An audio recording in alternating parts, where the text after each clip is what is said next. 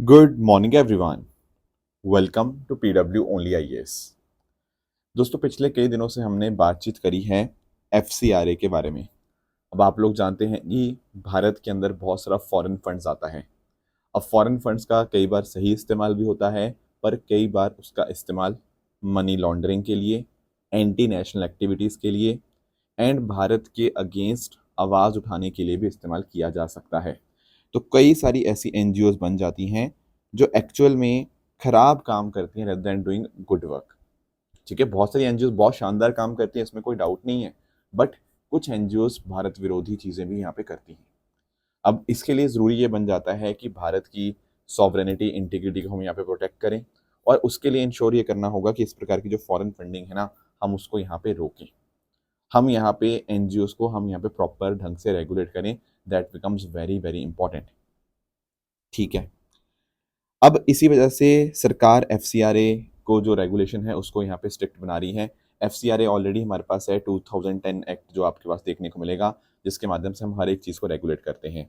पर अभी फिलहाल जो यहाँ पे बिल लाया गया है ना, इस बिल में जो प्रोसेस को काफ़ी डिफिकल्ट किया जा रहा है, उस वजह से कुछ स्टेट्स के अंदर बहुत बड़ा बैकलैश है।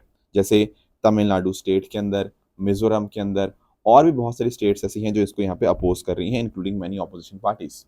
उसका कारण ये है कि अगर मान लीजिए एफसीआरए रजिस्ट्रेशन किसी एनजीओ का एक्सपायर कर जाता है, तो उससे बड़ी दिक्कत आ सकती है। रिन्यूअल को मना किया जा सकता है, उनका रजिस्ट्रेशन कैंसिल किया जा सकता है, उनका रजिस्ट्रेशन सरेंडर किया जा सकता है।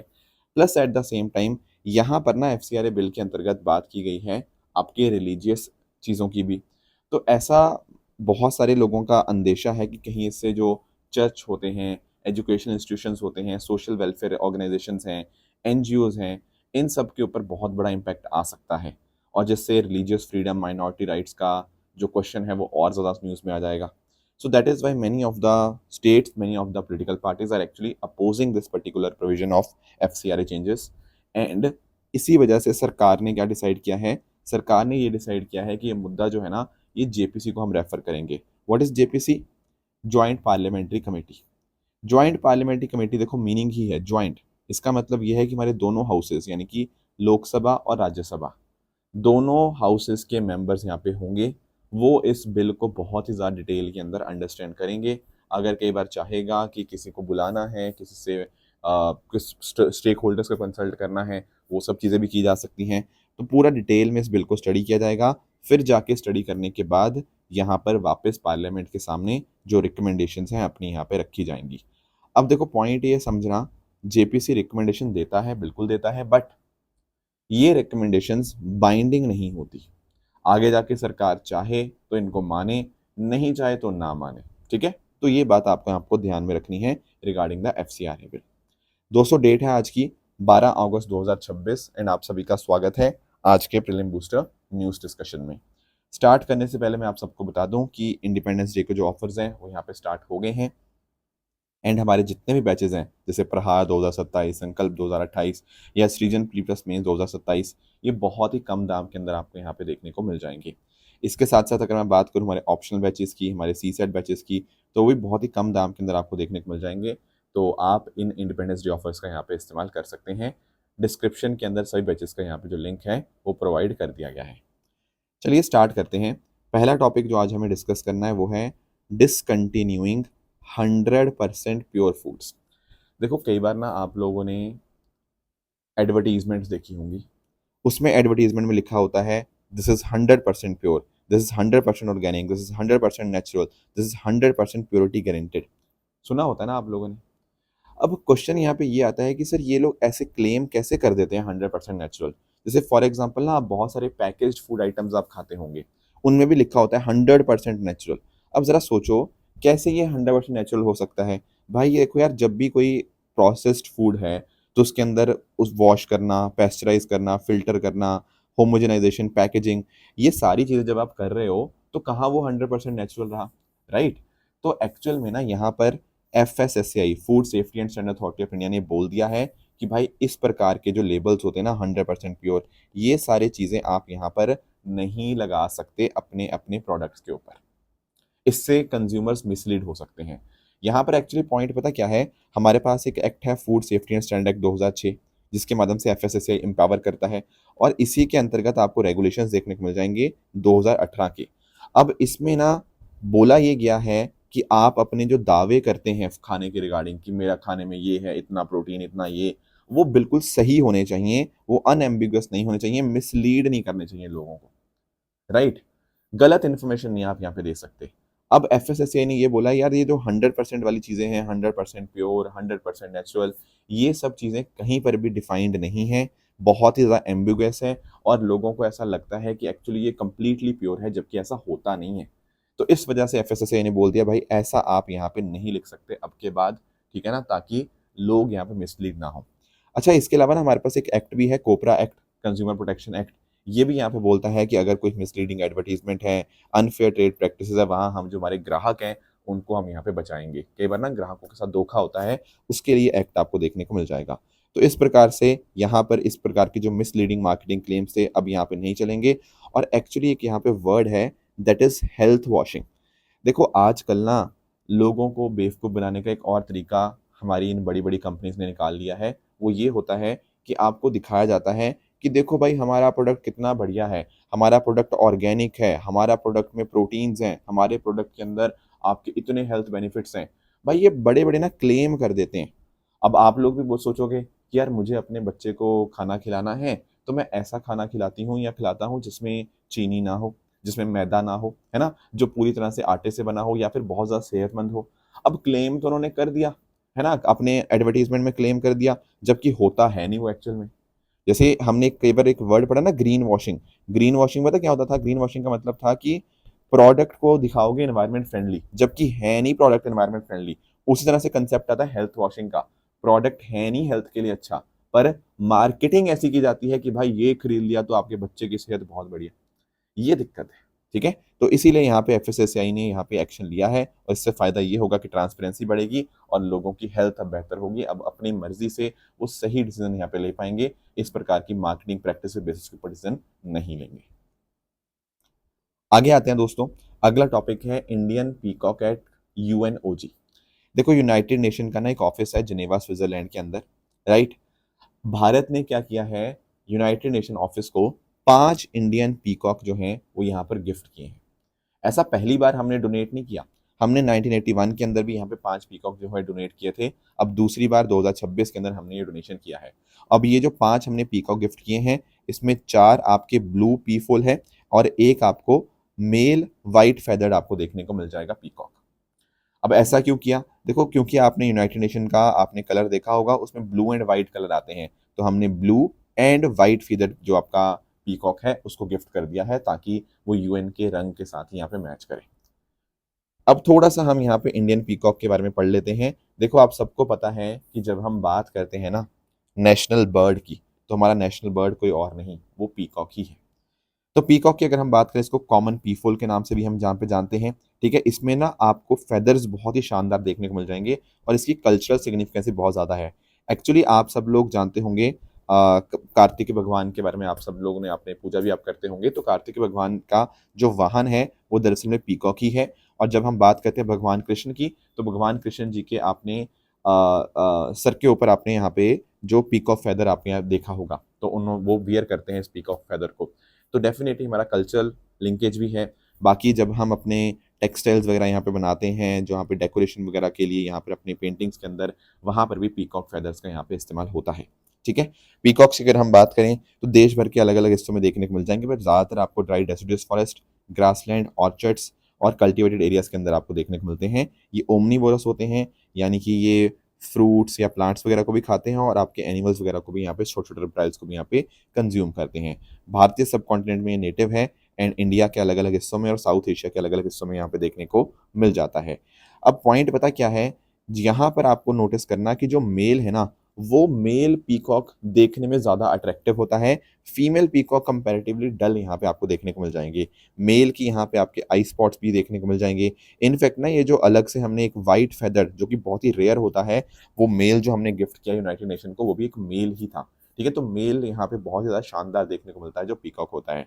बाकी IUCN स्टेटस की बात करें तो आपको लीस्ट कंसर्न देखने को मिल जाएगा, एंड WPA के अंतर्गत ये शेड्यूल 1 के अंदर है। ये बातें आपको पता होनी चाहिए। नेक्स्ट आएंगे, अगला टॉपिक हमारे सामने है रीसाइक्लिंग वेस्ट मिल्क पैकेट। देखो आप लोग भी ना इस प्रकार से ये दूध के पैकेट आपने देखे होंगे, अमूल का आता है, वेरका का आता है, नंदनी का आता है। इंडिया में ज़्यादातर लोग ना यही पैकेट्स का इस्तेमाल करते हैं दूध के लिए। ये पता क्या है, ये सिंगल यूज़ पैकेट होते हैं। आप इसमें से दूध निकालते हो और इसको डस्टबिन में फेंक देते हो। अब पॉइंट पता क्या है, भारत डेली बेसिस के ऊपर इस प्रकार से 100 से 120 मिलियन पैकेट इस्तेमाल करता है दूध के। अब दिक्कत ये आती है कि भाई देखो इससे बहुत बड़ा वेस्ट जनरेट हो रहा है, ठीक है।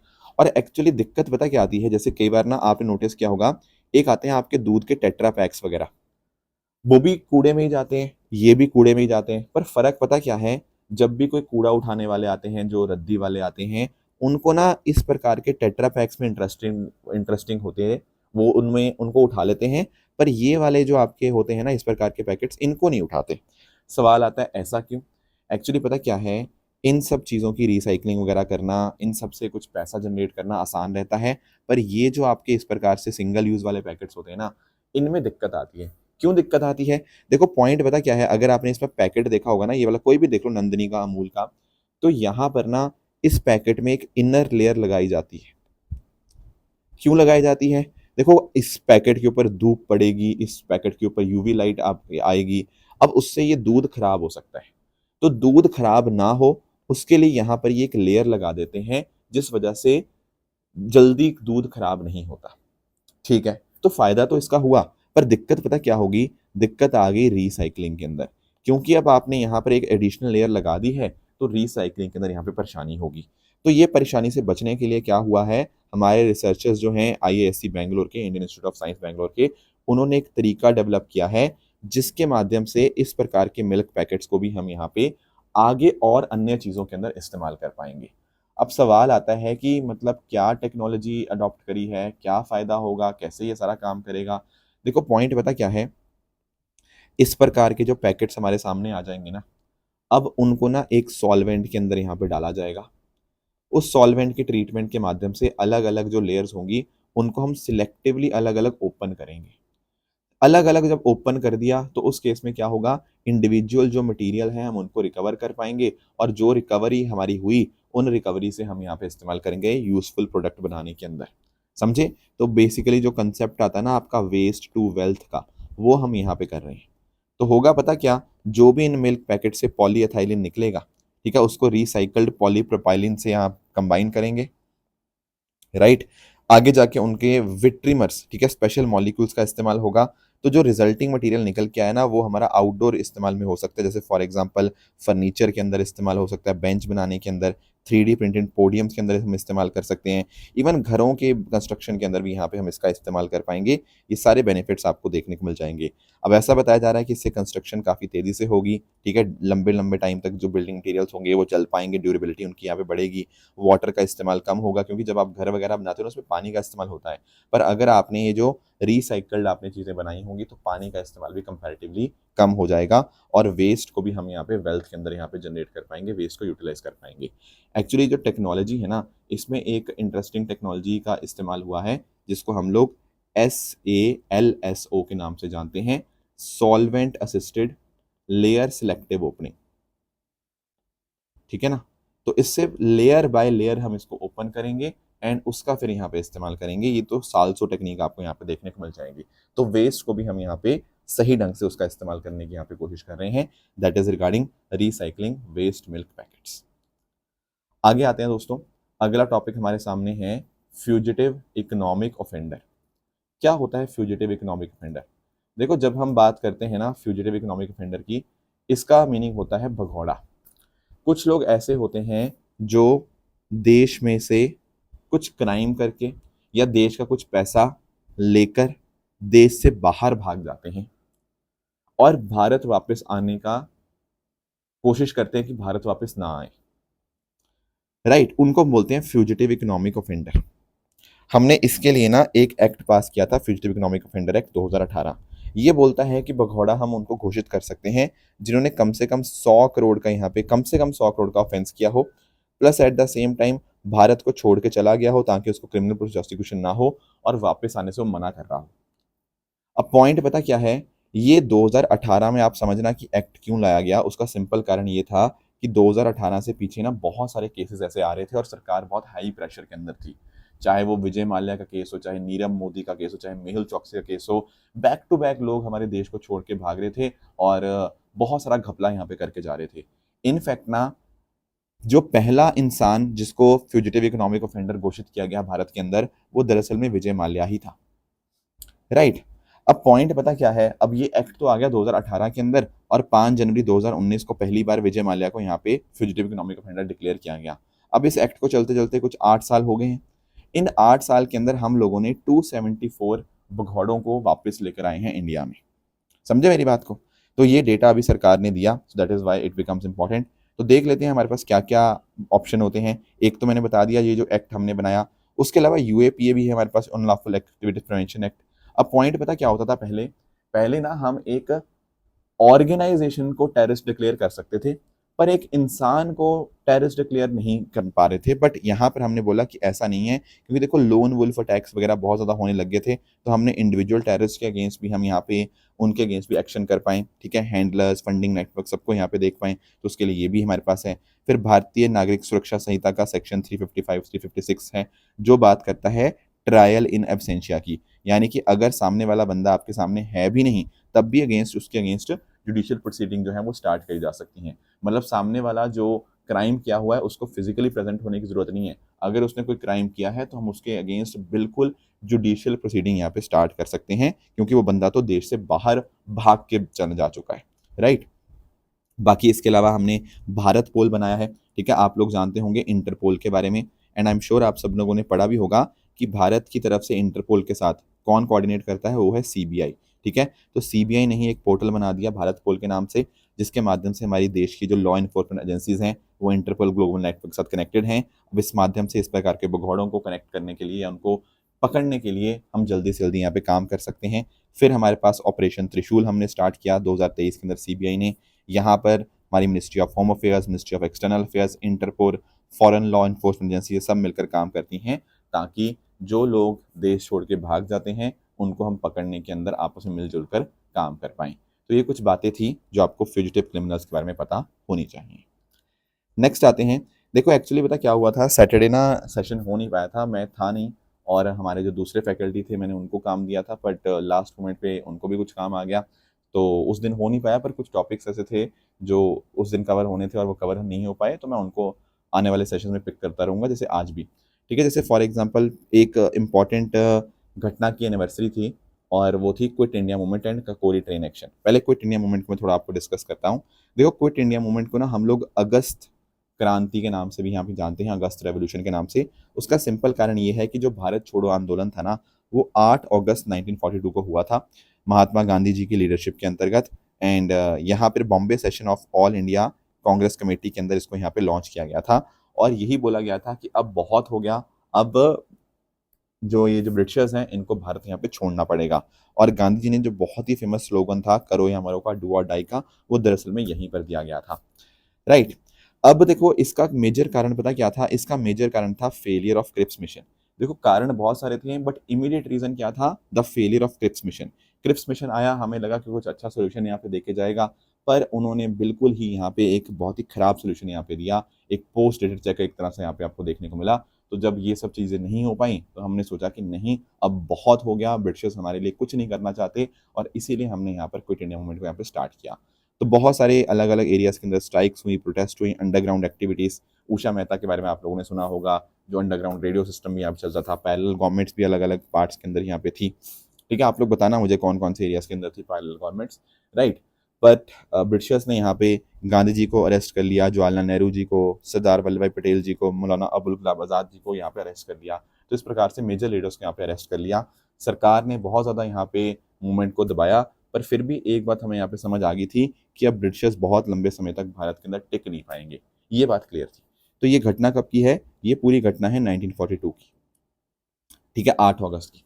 बट एक इंसिडेंट और भी है हमारी हिस्ट्री के अंदर जो अगस्त मंथ के अंदर होता है, वो है 9 अगस्त 1925 का incident, and that is nothing but Kakori train action. देखो पॉइंट पता क्या है, HRA जो आगे जाके HSRA बना, हिंदुस्तान रिपब्लिकन एसोसिएशन, इनके जो रिवोल्यूशनरी से, इनके जो क्रांतिकारी थे ना, उन्होंने यहाँ पर ककोरी ट्रेन रॉबरी को यहाँ पे अंजाम दिया। अब पॉइंट पता क्या था कि हमें रेवोल्यूशनरी मूवमेंट को फाइनेंस करना था, उसको पहले पैसे चाहिए थे। अब उसके लिए ये सोचा गया कि जो ट्रेन जाती है ना, हम उस ट्रेन को टारगेट करेंगे और वहाँ से जो पैसा है उनको यहाँ पे निकालने की कोशिश करेंगे। तो काकोरी के पास में उत्तर प्रदेश में यहाँ पर काकोरी ट्रेन रॉबरी को यहाँ पे टेकअप किया गया। एंड इसमें जो लोग थे उनमें राम प्रसाद बिस्मिल, अशफाकुल्ला खान, चंद्रशेखर आज़ाद, राजेंद्र लहरी, ये सब लोग यहाँ पे इन्वॉल्व थे। आगे जाके जब सरकार ने इनको पकड़ा तो इनको यहाँ पे, ठीक है, इनको एग्जीक्यूट किया ब्रिटिशर्स ने। राम प्रसाद बिस्मिल जी को, अशफाकुल्ला खान जी को, राजेंद्र लहरी और रोशन सिंह जी को यहाँ पे एग्जीक्यूट किया गया। तो देखो, सरकार ब्रिटिशर्स उस टाइम जितना मर्जी दबाने की कोशिश करती, पर इतना ज़रूर क्लियर है कि इन सब चीज़ों का बहुत ज़्यादा हमें स्वदेशी मतलब अपने आज़ादी के अंदर बहुत बड़ा इंपॉर्टेंट रोल रहा। इनफैक्ट अगर हम आज के टाइम बात करें ना, तो हमारी फंडामेंटल ड्यूटीज़ के अंतर्गत आर्टिकल 51A में बात होती है नेशनल यूनिटी और इंटीग्रिटी की, और यही लेगेसी हमारे सामने देखने को मिल जाती है। फिर स्वदेशी की भी बात हुई, ठीक है ना। जब भी हमारी कोई मूवमेंट होती थी उसमें, चाहे आप 1905 की मूवमेंट ले लीजिए, तो उसमें बात तो अक्सर स्वदेशी की होती होती थी।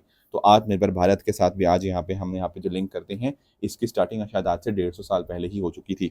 फिर डीपीएसपी के अंतर्गत भी हम बात करते हैं। फिर हम बात करते हैं फंडामेंटल ड्यूटीज़ के अंदर पेट्रोटिज्म को यहाँ पे अपने अंदर लेकर आने की। तो हमारे ये जो फ्रीडम फाइटर्स ने जो योगदान दिया, वो डेफिनेटली यहाँ पे हमारे लिए एक बहुत ज़्यादा इंस्पिरेशन का यहाँ पे काम करता है। फिर हमें यहाँ पे अपने कल्चर हेरिटेज को यहाँ पे प्रोटेक्ट करना है, ठीक है। तो बिल्कुल कॉन्स्टिट्यूशन के अंदर बिल्कुल ये सारी चीज़ें यहाँ पे मेंशन है, जो कि हमारे फ्रीडम फाइटर्स ने हमें जो रास्ता दिखाया। हाँ, एक टॉपिक और मिस हो गया था हमारा हिस्ट्री से ही, रविंद्रनाथ टैगोर जी के बारे में।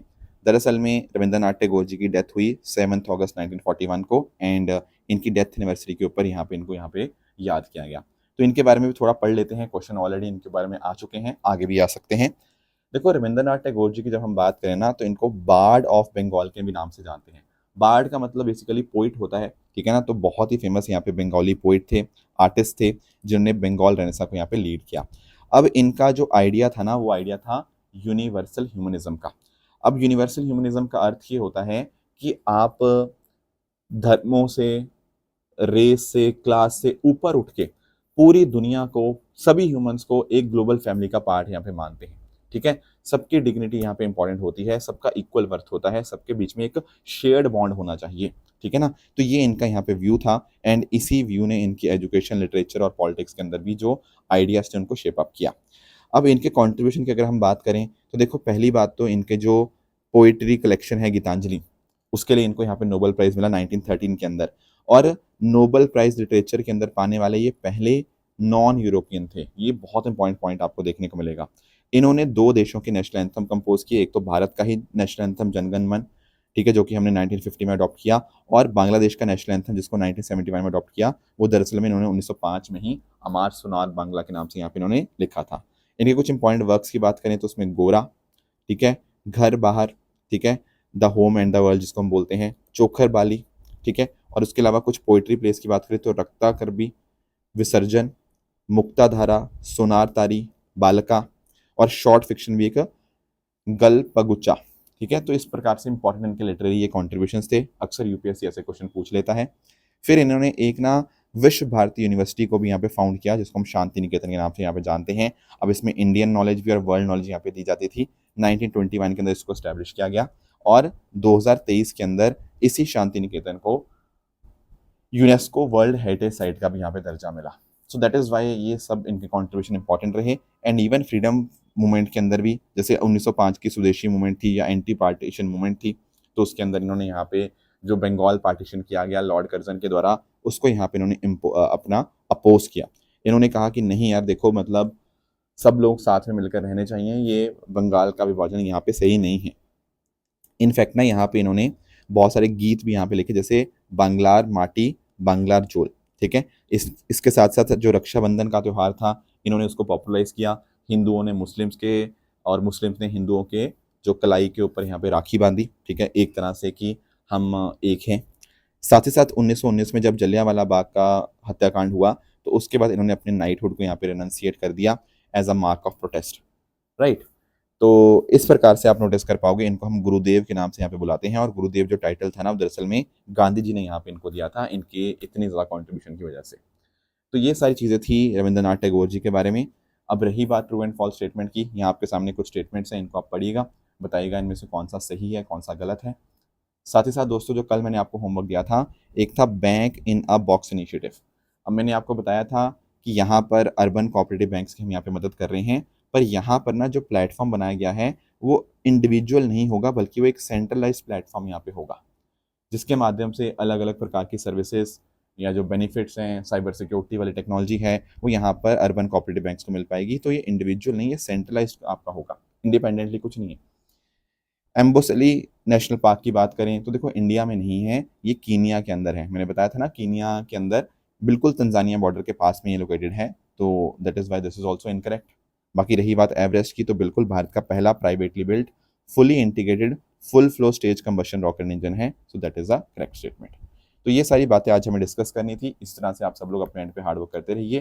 Thank you so much for joining. All the very best. जय हिंद, जय भारत।